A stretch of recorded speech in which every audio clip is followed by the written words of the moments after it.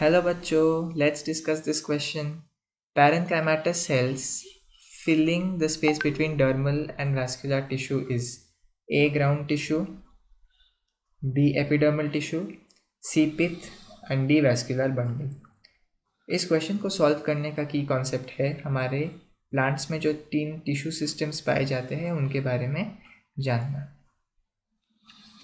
पहला हमारा epidermal tissue system.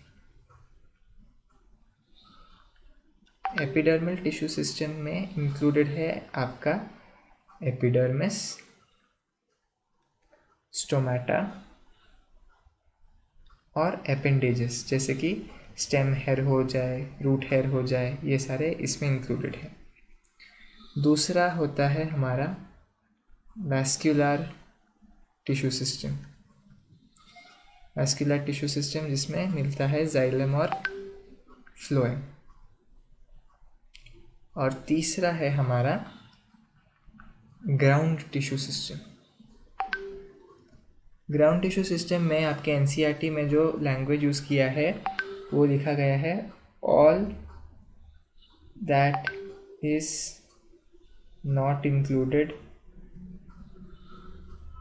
In epidermal and vascular tissue system.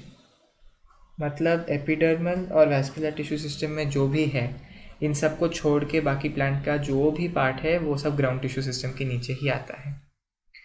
अभी यदि हम क्वेश्चन को ध्यान से पढ़े, हमें पूछा गया है कि parenchymatous cells filling the space between dermal and vascular tissue is.